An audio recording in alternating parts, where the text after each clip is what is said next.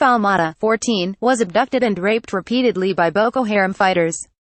Her trauma then continued in a camp for victims of the war.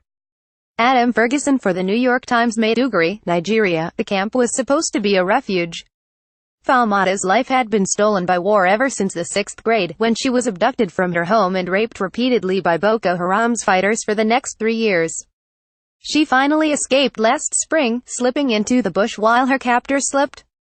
14 years old and alone, she made it to a camp for victims of the war, and had just settled in for the night when she heard footsteps outside her tent. A security officer's voice instructed her to come out. Frightened, she obeyed. He took her to his quarters, she said, and raped her. Hours later, after she had returned to her tent, another officer arrived, she said. He raped her, too. The same day I was brought there, soldiers started coming to rape me. Falmata said. They did it one after another. I'm not even sure those two knew about each other. Rape has been a defining horror of the war with Boko Haram, which has consumed northeastern Nigeria for 8 years and spread beyond its borders. At least 7,000 women and girls have endured Boko Haram's UAL violence, the United Nations estimates. Militants kidnap and rape young girls, teenagers and women, handing them out as so-called brides who are sometimes passed from fighter to fighter. But Nigerian security forces have also raped victims of the war, preying on the people they are assigned to protect. Dozens of cases of rape, UAL violence and UAL exploitation were reported in 7 camps in Borno State last year alone, carried out by guards, camp officials, security officers and members of civilian vigilante groups, the United Nations says. People lined up for food rations being distributed under military in Mainik village in Borno State, Nigeria.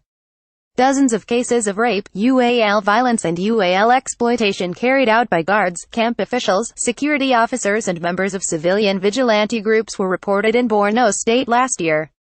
Ashley Gilbertson for the New York Times. More than a year ago, the Nigerian government pledged to investigate the allegations of rape in camps for people displaced by the war, saying that these very distressing reports will not be taken lightly. But accounts of UAL assaults in the camps are still common, including from young girls who say they were raped by soldiers on many occasions. The soldiers would come and hold me so tight, one 13-year-old girl said in an interview. She said she had been raped about 10 times this year at a camp in Maiduguri, the city at the center of the fight against Boko Haram, before running away for her own safety. They were old enough to be my parents, she said of the soldiers who raped her. The Nigerian military has cleared parts of the countryside to hunt for Boko Haram's hideouts, forcing hundreds of thousands of civilians to move into huge settlements throughout northeastern Nigeria. Many other civilians have made it to the camps on their own after fleeing Boko Haram's deadly assaults. Most of the camps are overflowing, with new arrivals every day. Food and water are often in short supply, residents say, and health workers are battling a cholera outbreak that has killed dozens. At night, the camps are dimly lit. Aid workers come during the day, but typically not after sunset because of wartime curfews. Security forces tightly control who goes in and out of the camps, sometimes coercing women and girls to trade for food.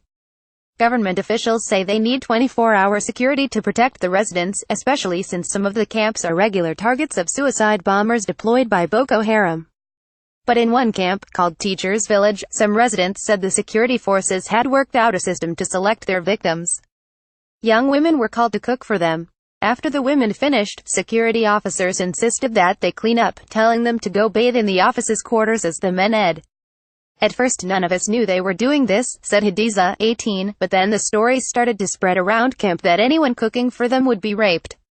Ferguson for the New York Times. At first none of us knew they were doing this, but then the stories started to spread around camp that anyone cooking for them would be raped, said Hadiza, 18. After living in the camp for several weeks, Hadiza said, she was picked to cook for the officers.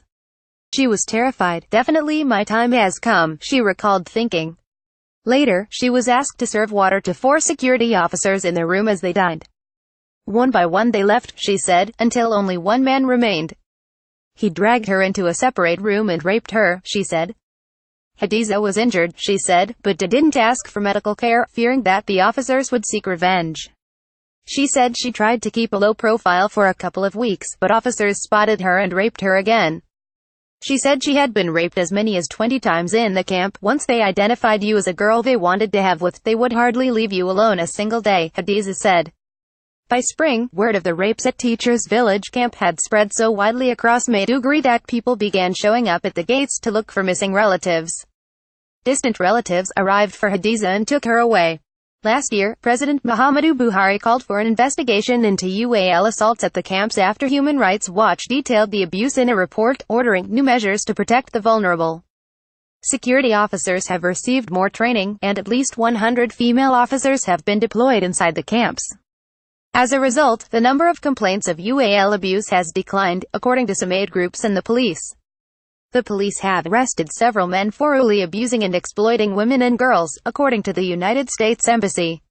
The arrests, made last December, include 2 police officers, a prison warden, 2 civilian militia members, a civil servant and 3 soldiers.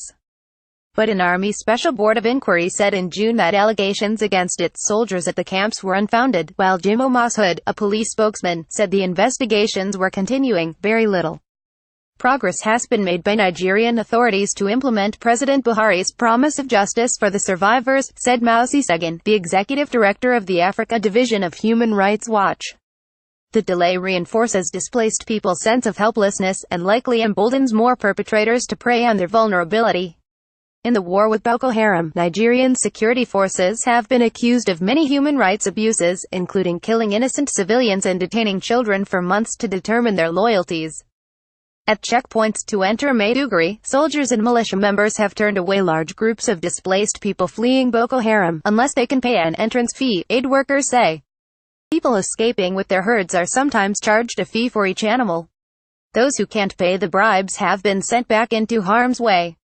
Inside the camps, soldiers and members of civilian vigilante groups have been accused of forcing people to pay for the privilege of setting up tents or leaky shelters made of tarps and grass.